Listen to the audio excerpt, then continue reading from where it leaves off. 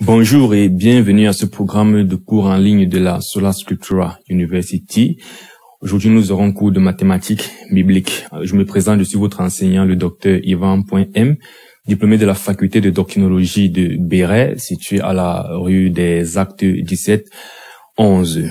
L'intitulé de notre cours, c'est les identités remarquables bibliques. Alors, ce cours, il est assez compliqué, il n'est vraiment pas pour les novices. Vous aurez besoin de connaître d'avoir certains prérequis pour bien le comprendre. Notamment les livres de la Bible et la lecture intégrale de la Bible. 3 vidéos sur notre site internet vous permettront d'avoir ces prérequis, notamment les livres de la Bible en chanson, comment apprendre Dieu, les parties 1 et 2. L'enseignement se déroulera selon le plan suivant, une définition, une énoncé du théorème, la mise en application avec un exemple concret pour comprendre le théorème, certaines controverses qui étaient soulevées par le théorème, et enfin une conclusion. En guise de définition, qu'est-ce qu'une identité remarquable? Alors, nous allons passer de la définition générale à la définition spécifique appliquée à la mathématique biblique. Généralement, c'est une égalité utilisée pour simplifier les opérations répondant à la même forme. L'exemple que nous connaîtrons probablement tous, c'est celui de A plus B, le tout au carré, qui est égal à A au carré, plus 2AB plus B au carré. Maintenant, dans le cadre de la mathématique biblique, une identité remarquable, c'est une coordonnée. Vous remarquerez que des mots sont soulignés en rouge, ce sont des mots-clés. C'est une coordonnée de référence biblique appliquée à des livres de la Bible pour simplifier la mémorisation des versets. On verra dans la différence. Généralement, l'identité remarquable est une égalité, comme on peut le voir ici, A plus B au carré égale ceci. Mais dans le cas de la mathématique appliquée, c'est une coordonnée de référence biblique appliquée à des livres pour aider à simplifier, non cette fois-ci des opérations, mais la mémorisation des versets bibliques. Alors, quel est le théorème que nous allons utiliser pour retrouver ces identités remarquables bibliques? C'est le théorème de Constat qui stipule que dans un repère post-incarnationnel réparti par thématique de genre, un point de coordonnées 3,16 représente une connaissance populaire de la foi chrétienne. Alors, ce théorème a été énoncé par un scientifique mathématique spirituel, Monsieur Constat, de méditation en 2018. Et comme je disais au départ, c'est un thème qui est assez difficile à cerner si vous n'avez pas vos prérequis. Il est important de les avoir pour comprendre ce cours. Toutefois, chez nous à Sola Scriptura University, nous croyons au miracle. Nous pensons que c'est le Saint-Esprit qui enseigne toutes choses. Donc, même si vous n'avez pas ces prérequis, continuez à suivre la leçon, vous pourrez comprendre par la vertu du Saint-Esprit. Je vais néanmoins expliquer les thèmes clés de cette définition déjà pour que nous puissions parler le même langage. Nous avons un repère post-incarnationnel qu'il faut comprendre, une thématique déjà. Il est important que nous répartissions notre repère en thématique déjà, sans quoi le théorème ne pourra pas être appliqué. Et enfin, c'est quoi un point de coordonnée? Déjà, un repère post-incarnationnel, c'est quoi? En fait, dans le monde, nous devons savoir que nous vivons dans un monde parfois en 3 dimensions. Mais en réalité, ce monde est un monde qui est en 2 temps, en réalité. Nous avons un temps pré-incarnationnel et un temps post-incarnationnel. Pour faire simple, quel jour est-ce que nous sommes? Nous sommes aujourd'hui nous sommes le mois d'octobre 2021. Et la question que vous poserez, c'est 2021 à partir de quand? 2021 cette année, mais à partir de quand? Et là, il faut qu'on va se retrouver à partir de Jésus-Christ, 2021 ans après Jésus-Christ.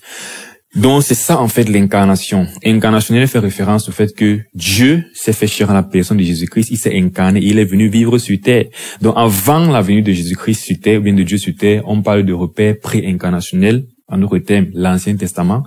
Et après sa venue, on parle de repère avant sa venue, on parle de repère pré-incarnationnel, oui. Et après sa venue, on parle de repère post-incarnationnel. Donc, ce théorème de Constat s'appliquera uniquement dans un repère post-incarnationnel, c'est-à-dire le Nouveau Testament.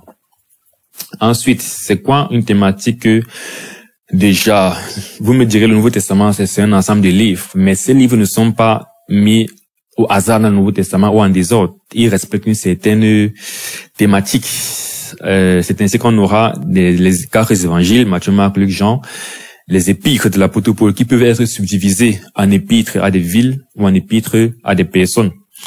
Nous avons les autres épîtres et enfin l'Apocalypse. Nous pouvons voir ici une représentation.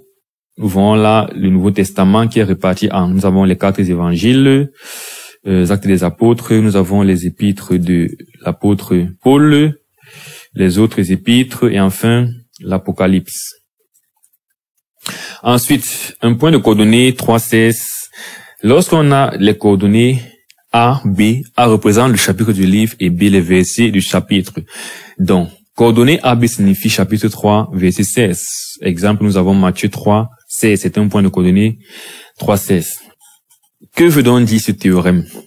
Dans un repère post-incarnationnel, c'est-à-dire dans le Nouveau Testament, réparti par thématique de genre, c'est-à-dire lorsqu'on prend le Nouveau Testament, on le répartit en évangile, épître de Paul, autres épîtres et apocalypse, un point de coordonnées 3.16. Dans un verset 3.16 représente une connaissance populaire de la foi chrétienne. Donc ça veut dire en d'autres termes que à chaque fois dans le Nouveau Testament qu'on aura pris un livre dans un thème donné, par exemple dans les évangiles, si on prend par exemple Matthieu 3, verset 16, ce point-là représentera une connaissance populaire de la foi chrétienne. Alors ça peut toujours sembler un peu flou, mais ça deviendra plus clair avec la mise en application. Et pour cela, on va aller dans l'application, la Bible. Je dirais, ceci avant d'avancer, il faudra le dire à vos camarades.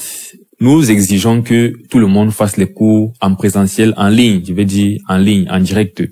Parce que les absents au cours auront tort. Parce que la démonstration qui va être faite maintenant pour l'application du théorème sera faite dans l'application la Bible, qui ne sera pas disponible quand vous recevrez le fichier numérique du cours, pour recevoir uniquement le PowerPoint. Donc, il faudra dire à vos camarades absents d'être là la prochaine fois. Ceci étant dit, si nous prenons donc, nous vérifions ce théorème en commençant par un verset qui nous permettra de bien comprendre ce que c'est plus le théorème. Jean 3, verset 16. Qu'est-ce que Jean 3, verset 16 dit? Car Dieu a tant aimé le monde qu'il a donné son Fils unique afin que quiconque croit en lui ne périsse point, mais qu'il ait la vie éternelle. On se rend donc compte que Jean 3, 16 est un verset c'est une connaissance populaire de la foi chrétienne. Et même les non-chrétiens savent que Dieu a tant aimé le monde qu'il a donné son Fils, Jésus-Christ, afin que quiconque croit en lui ne périsse point, mais à la vie éternelle. Donc l'idée du théorème, c'est de dire que quoi? C'est de dire qu'à chaque fois dans un repère post-incarnationnel, que nous aurons un point de coordonnée 3.16, ça tombera toujours sur une connaissance populaire de la foi chrétienne. Maintenant, le théorème stipule clairement que le repère post-incarnationnel doit être réparti par thématique de genre. C'est-à-dire, dans le Nouveau Testament, nous avons la thématique évangile. Il n'est pas nécessaire, n'est-ce pas, pour que le théorème soit vrai, que dans tous les 4 évangiles, un point de coordonnée 3.16 fasse référence à une connaissance populaire. Du moment où nous avons déjà eu Jean 3.16 dans cette thématique de genre qui a répondu au postulat, au théorème, nous pouvons donc passer à une autre thématique. C'est-à-dire, il n'est pas obligatoire que tous les livres d'une thématique répondent, à la loi. Toujours est-il que ce serait trop facile si, on avait dans la thématique des évangiles un seul point de coordonnée 3.16 qui était une connaissance populaire, et puis il fallait passer aux épîtres de Paul, et puis passer aux autres épîtres, et enfin l'Apocalypse ne sera pas vraiment très puissant. Donc nous allons essayer de parcourir néanmoins chaque livre par thématique pour voir à quel point est-ce que le théorème est vérifié. Donc nous avons déjà vu Jean 3.16 qui répond effectivement au théorème. C'est une connaissance populaire de la foi chrétienne. Qu'en est-il de Matthieu 3.16? Matthieu 3.16 également, parce que Matthieu 3.16 parle du baptême de Jésus-Christ. Voici, dès que Jésus eut été baptisé, il sortit de l'eau, et voici les cieux s'ouvrir, et il vit l'Esprit de Dieu descendre sur lui sous forme, venir comme une colombe et venir sur lui. Une fois de plus, une référence emblématique de la foi chrétienne, le baptême de Jésus-Christ, qui nous fait comprendre que il s'est baptisé. 1, c'était par immersion. 2, le Saint-Esprit est descendu sur lui sous forme de colombe. 3, donc c'est un passage très important. Le théorème est vérifié dans Matthieu 3, 16. Ensuite, on passe à Marc 3, 16. Alors, Marc 3, 16, ça parle du choix des 12 apôtres. C'est aussi un passage très emblématique. Marc 3, 16 dit, voici les 12 qu'il établit. Et puis, il se met à citer Simon, qu'il nomma Pierre, et il continue à citer les autres 12 apôtres. Nous avons une fois de plus une vérification du théorème. Et enfin, Luc 3, 16. Luc 3, 16, ça parle de l'annonce de la nouvelle naissance, du baptême d'eau et du Saint-Esprit par Jésus-Christ. C'est Jean-Baptiste qui parle. Marc 3,16, il dit à tous, moi je vous baptise d'eau, mais il vient celui qui est plus puissant que moi, et je ne suis pas digne de délier la courroie de ses souliers. Lui, il vous baptisera du Saint-Esprit et de feu. Test emblématique de la foi chrétienne. Déjà parce que ça parle de la nouvelle naissance. Jean baptisé d'eau, Jésus baptisera du Saint-Esprit. Dans Jean 3,3, Jésus a dit, il faut naître d'eau et d'esprit pour voir le royaume des cieux.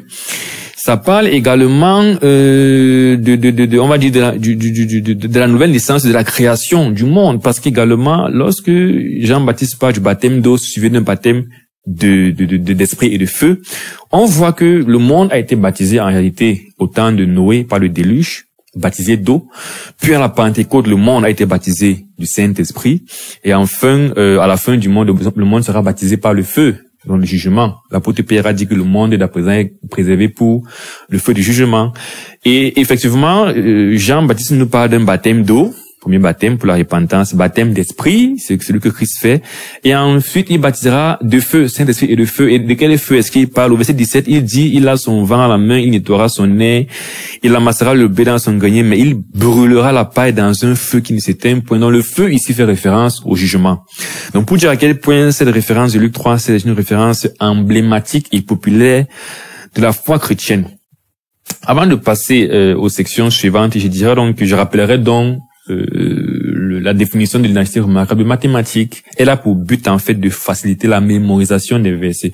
Vous voyez donc comment facilement j'ai pu mémoriser de quoi parle Matthieu, Marc, Luc, Jean 3, 16. Et c'est ça le but de ce théorème. On continue avec la section des actes des apôtres, qui est une section à part entière. Alors, acte 3, 16, ça parle du premier miracle de Pierre après la Pentecôte. Pierre dit, c'est par la foi en son nom que son nom a rafumé, celui que vous voyez et connaissez, c'est la foi en lui qui a donné à cet homme cette entière guérison en présence de vous tous. On connaît cette histoire de l'apôtre Pierre qui marche et un homme lui demande qui veut la guérison, qui veut quelque chose. Et il dit, je n'ai pas grand chose, mais ce que j'ai, je le donne. Au nom de Jésus-Christ, lève-toi et marche. Ensuite, on entre maintenant dans la section des épîtres de Paul. Une fois de plus, il n'est pas obligatoire que tous les livres répondent au théorème, du moins qu'un seul livre du thème des épîtres de Paul répond au théorème. Le théorème est vérifié. Ainsi, on va commencer par Romains 3.16. En fait, Romains 3.16 ne répond pas au théorème. Mais 1 Corinthiens 3.16, c'est un test emblématique que notre corps est le temple du Saint-Esprit. Ne savez-vous pas que vous êtes le temple de Dieu et que l'Esprit de Dieu habite en vous? C'est une connaissance populaire et même certains païens aussi savent comme ça qu'on dit souvent que notre corps est le temple du Saint-Esprit. 2 Corinthiens 3.16 ne répond pas au théorème, mais une fois de plus, du moment où on a eu dans la section épître de Paul 1.3.16 qui était emblématique, le théorème a été vérifié. On va continuer à vérifier à quel point ce théorème est vérifié dans cette section. Continue avec Galates 3.16, test emblématique, qui nous revêt en réalité que Jésus-Christ, en réalité, c'est le fils d'Abraham par qui les promesses faites à Abraham s'accomplissent, n'est-ce pas? Alors, Galates 3.16, or, les promesses ont été faites à Abraham et à sa postérité. Il n'est pas dit aux postérités comme s'il s'agissait de plusieurs, mais en tant qu'il s'agit d'une seule, à ta postérité, c'est-à-dire à Christ. Ensuite, Ephésiens 3.16 ne répond pas, Philippiens 3.16 ne répond pas, Colossiens 3.16, autre test emblématique, c'est le test du chant par excellence dans le Nouveau Testament. À quoi c'est le chant en assemblée à l'Église? Colossiens 3.16 dit que la parole de Christ habite parmi vous abondamment. Instruisez-vous, exhortez-vous les uns les autres en toute sagesse par des psaumes, par des hymnes, par des cantiques spirituels chantant à Dieu dans vos cœurs sous l'inspiration de la grâce. 1 et 2 Thessaloniciens ne répondent pas. 1 Timothée 3,16 répond, et c'est même le point de repère. C'est le point qui a permis de définir en fait ce qu'on appelle la période pré-incarnationnelle, la période post-incarnationnelle. Parce que 1 Timothée 3,16 parle de l'incarnation de Dieu dans le monde. Et sans contredit, le mystère de la piété est grand, celui qui a été manifesté en chair, justifié par l'esprit, vu des anges, prêché aux gentils, cru dans le monde, élevé dans la gloire. Et d'autres versions disent Dieu a été manifesté en la chair. Mais voilà, on sait qu'il s'agit de Dieu manifesté en la chair, la personne de Jésus-Christ. Donc, test emblématique.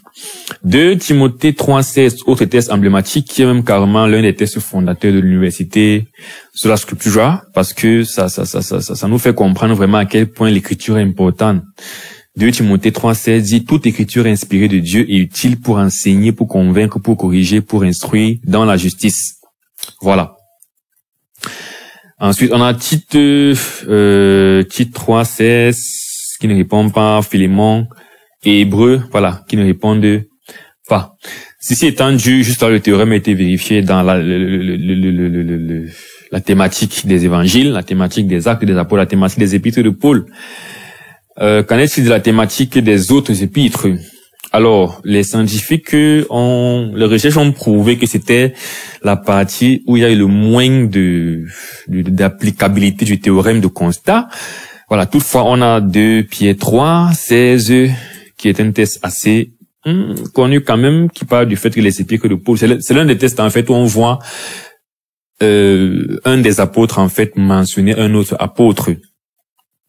C'est vrai que l'apôtre Paul l'a déjà fait, il a mentionné l'apôtre Pierre, et là on a l'apôtre Pierre qui mentionne l'apôtre Paul en disant que ces écritures sont pleines de sagesse et parfois difficiles. De Pierre 3,16, c'est ce qu'il fait dans toutes les lettres parlant de l'apôtre Paul, où il parle de ces choses dans lesquelles il y a des points difficiles à comprendre, dont les personnes ignorantes et mal affamées tordent le sens comme celui des autres écritures pour leur propre ruine. Alors certains chercheurs ont contesté ceci pour dire que ce n'est pas vraiment un test emblématique, c'est pas un test que on dira que même certains chrétiens connaissent forcément. Donc voilà, on a également 1 Jean 3,16 qui dit « Nous avons connu l'amour en ce qu'il a donné sa vie pour nous. Nous aussi, nous devons donner notre vie pour les frères. » Voilà, le problème avec cette test, c'est que c'est pas très emblématique, même si ça parle de l'amour et tout et tout. Du coup, ce sont des éléments qui vont nous amener vers le point suivant. Ce sont donc les controverses de la théorie de constat. Il y a ces 2 grandes controverses de la théorie de constat. La première controverse, c'est la théorie du constat pré-incarnationnel. Donc certains scientifiques, mathématiciens, bibliques ont émis l'idée que, étant donné qu'il y a une certaine similitude dans le repère pré-incarnationnel et le repère post-incarnationnel, ils se sont dit que la théorie de constat ne devrait pas être appliquée uniquement dans le repère post-incarnationnel, mais aussi dans le repère pré-incarnationnel. Alors, ces similitudes disent que quoi? Jésus-Christ n'a pas seulement apparu après le Nouveau Testament, même dans le Nouveau Testament, après l'incarnation. Nous avons aussi des apparitions de Jésus-Christ avant l'incarnation dans l'Ancien Testament, notamment le sacrifice de l'agneau à la fondation du monde pour habiller Adam et Ève après le péché, l'arche de Noé, l'orge du déluge qui représentait Jésus-Christ, Melchisédek, celui à qui le roi de Salem, à qui Abraham a offert la dîme, qui était Jésus-Christ, l'échelle que Jacob a vue au niveau de Bethel, sur lequel les anges montaient et descendaient, qui représentait Jésus-Christ, la 4e personne qui était avec les 3 amis de Daniel, qui a été lancée dans le feu par le roi Nebuchadnezzar, c'était Jésus-Christ, et etc., etc. Donc, et en voulant donc prouver leur point, ils ont fait des recherches dans l'Ancien Testament et ils ont effectivement trouvé certains points de coordonnées 3.16 comme Galates 3.16, Genèse 3.16 qui dit c'est la punition en fait de la femme après la chute. C'est quand même un test emblématique de la foi chrétienne. Quelle est la punition de la femme? Il dit à la femme, je augmenterai la souffrance de tes grossesses, tu enfanteras avec douleur, et tes désirs se porteront vers ton mari, mais il dominera sur toi. On a également trouvé Exode 3.16, qui est le texte où Moïse, en fait, doit aller et envoyer pour la première fois vers ses frères israélites qui sont esclaves en Égypte pour leur dire que l'Éternel va les délivrer, va rassembler les anciens d'Israël et dire-leur, l'Éternel, le Dieu de vos pères m'est apparu, le Dieu d'Abraham, Isaac et Jacob, et il a dit, je vous ai vu et j'ai vu ce qu'on vous a fait en Égypte. Et enfin, on a Josué 3,16, qui est un texte emblématique, c'est la traversée du Jourdain, miraculeuse par le peuple d'Israël. L'eau a été fendue en deux. Bon, après, ce n'est pas aussi énigmatique et emblématique que la traversée de la mer par Moïse, le peuple d'Israël, mais toujours est-il que c'est un texte puissant de la foi chrétienne. Bon, le problème de cette controverse, c'est que voilà, il n'y a pas eu beaucoup d'éléments probants dans l'Ancien Testament. Il n'y a que ces trois référents qui sont assez emblématiques. Du coup, voilà, ça reste une simple controverse. Et on continue avec la seconde grande controverse qui est totalement une réfutation du théorème de Constat. Alors, certains scientifiques, par contre, se sont dit, voilà, le théorème de Constat, est-ce qu'il est vraiment fiable? Déjà, premier argument, c'est la fiabilité de l'origine des coordonnées du théorème. D'où vient cette subdivision où on peut diviser un chapitre en versets ou alors un livre en chapitres? Est-ce que c'est Dieu qui a divisé la Bible en chapitres en versets ou ce sont les hommes? Ici, ce n'est pas l'Éternel. Ça remet en cause la validité de ce théorème, étant donné que l'un des éléments fondamentaux du théorème, c'est la coordonnée, la notion de coordonnée 3,16. Alors, la réponse de certains chercheurs mathématiciens bibliques à cette objection au théorème, c'est celle de Acte 13:33 qui prouve que, en effet, même à l'époque de l'apôtre Paul, la Bible était subdivisée en chapitres. Par exemple, l'apôtre Paul a cité le psaume 2:7 lorsqu'il dit « Dieu l'a accompli pour nous en leurs enfants, en ressuscitant Jésus-Christ, selon qu'il est écrit dans le psaume 2e. » Psaume 2e signifie psaume 2. Ça veut donc dire que les psaumes étaient subdivisés en chapitres. La question qui a persisté après ça, c'était mais est-ce que c'est forcément tous les livres qui étaient subdivisés en chapitres? Ou alors, si tel est le cas, peut-on affirmer par là que ces livres étaient aussi subdivisés en versets? Alors, le second argument, c'est le fait que le théorème du constat a trop de cas particuliers. Voilà, par exemple, ce ne sont pas tous les livres d'une thématique qui répondent au théorème, et même certaines thématiques ne sont pas très convaincantes, comme Actes, par exemple. Est-ce que le miracle de Pierre est vraiment un thème emblématique de la foi chrétienne? Ou alors dans les livres, les épîtres qui ne sont pas de Paul, hein? Est-ce que 2 Pierre 3,16 c'est vraiment un thème emblématique? Est-ce que 1 Jean 3,16 c'est vraiment un thème emblématique? Et puis il y a tellement peu d'éléments dans toute une section. Voilà, ce qui me permet de me rappeler que j'ai oublié aussi Apocalypse, la section Apocalypse 3,16 qui parle d'un texte très puissant de la fin des temps, quand Jésus-Christ avertit l'église de la Odyssée par rapport à leur façon de se comporter, qu'il va les vomir. Donc c'est Apocalypse 3,16, on va revenir dessus. Voilà, ainsi parce que tu es tiède et que tu n'es ni froid ni bouillant, je te vomirai de ma bouche. Voilà, ça c'est un texte emblématique vraiment. Donc, je disais tantôt que, voilà, certains chercheurs dont on profité le théorème du constat. Et le second argument était donc que, voilà, le théorème n'est pas faux, n'est pas vraiment applicable en pratique, parce qu'en fin de compte, on se retrouve en train de devoir retenir, finalement, trop de cas particuliers. Et la réponse que les chercheurs, en fait, ont émis à cette, réfutation du théorème, c'est de dire, en gros, que, mine de rien, cette vidéo, ce n'est qu'un sketch, en quelque sorte. On ne faut pas s'attendre à ce que, voilà, les choses concordent de manière parfaite et cohérente, comme si c'était vrai. Mais ils ont aussi dit en quelque sorte que, voilà, le théorème, malgré ses manquements, il est efficace, hein, il marche en pratique. Moi, personnellement, j'utilise ce théorème. Ça m'a permis de retenir, comme vous avez pu le voir, ce que dit Matthieu, Marc, Luc, Jean 3,16, 1 Corinthiens 3,16, Galates 3,16, Colossiens 3,16, 1 Timothée 3,16, 2 Timothée 3,16, Apocalypse 3,16, 2 Pierre 3,16, Actes 3,16. Donc en pratique, voilà, ça marche quand même et ce n'est qu'un sketch. Donc, anyway, voilà. Toujours est-il que nous sommes ouverts à la recherche, la communauté scientifique, mathématicienne, biblique est ouverte, voilà, à la critique, et nous vous formons effectivement pour que vous continuiez à faire des recherches dans ce domaine pour apporter plus d'éclaircissement à tous ces points d'ombre. Qu'est-ce que nous dirons donc en conclusion? Nous dirons en conclusion que une identité remarquable biblique, c'est une aide, n'est-ce pas, à la mémorisation des versets bibliques. Mais il faut retenir, n'oublions pas ceci, le théorème de constat s'applique uniquement dans un repère post-incarnationnel. Nous n'avons pas encore d'éléments probants pour vraiment commencer à appliquer ce théorème dans un repère pré-incarnationnel. Et bien qu'il soit très controversé, comme on l'a vu, il y a deux grandes controverses.